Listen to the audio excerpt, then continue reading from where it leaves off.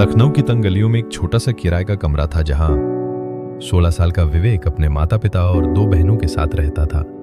पिता एक छोटी प्रिंटिंग प्रेस में काम करते थे और माँ घरों में बर्तन मांजती थी।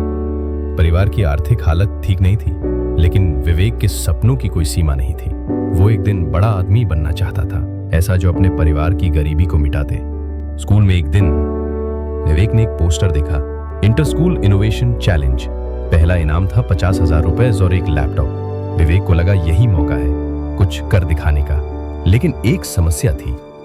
प्रतियोगिता के लिए प्रोजेक्ट जमा करने की आखिरी तारीख सिर्फ 10 दिन बाद थी। इतने कम समय में कुछ नहीं हो सकता।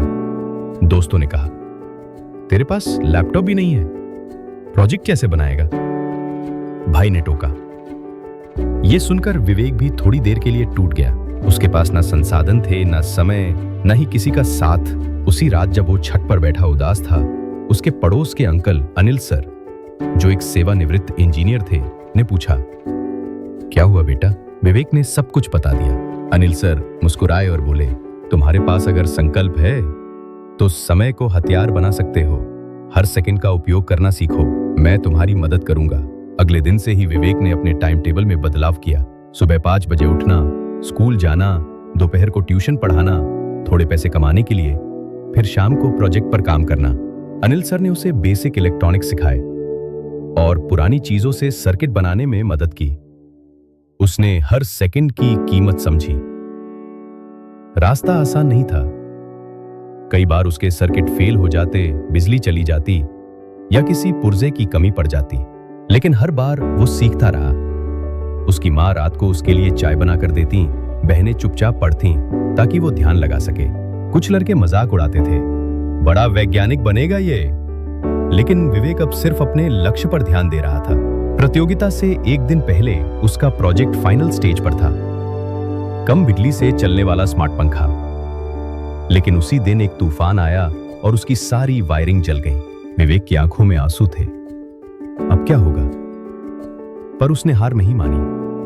पूरी रात जागकर उसने सारा सर्किट दोबारा जोड़ा। यह उसका सबसे बड़ा युद्ध था, नींद, थकावट और निराशा से। प्रतियोगिता के दिन विवेक का प्रोजेक्ट सबसे आखिरी में पेश हुआ। वो कांप रहा था, लेकिन उसकी आंखों में आत्मविश्वास था। उसने न केवल प्रोजेक्ट दिखाया, बल्कि समझाया भी कि कैसे समय और साधनों का सही उपयोग करके कुछ भी संभव है। परिणाम आया, विवेक ने पहला स्थान हासिल किया। 50,000 रुपए की इनामी राशि, लैपटॉप और एक स्टार्टअप इंक्यूबेशन का ऑफर भी मिला। लोग चौंक गए। उसके पिता की आंखें नम थीं। माँ ने सिर पर हाथ रखा और बोली, तूने तो कमाल कर दिया बेटा। अब विवेक ने ठान लिया कि वो और बच्चों को समय का मूल्य समझाएगा। उसने अपने मोहल्ले के बच्चों को पढ़ाना शुरू किया और उन्हें भी छोटे छोटे प्रोजेक्ट्स में लगवाया। आज विवेक एक युवा इनोवेटर है।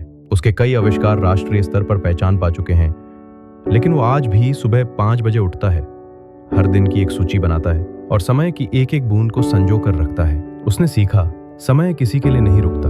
जो इसका आदर करता है, समय उसे सबसे आगे खड़ा करता है। उसने अपनी कहानी से सैकड़ों बच्चों को प्रेरित किया है। समय की कदर करना सीखो। ये कहानी एक गरीब लड़के विवेक की है, जो समय की कदर करके मेहनत, लगन और संकल्प के बल पर अपने सपनों को पूरा करता है। उसने साबित किया कि संसाधनों की नहीं, सोच और समय के सही उपयोग की जरूरत होती है। मूल संदेश, जो समय की इज्जत करता है, समय उसे सबसे आगे खड़ा करता है।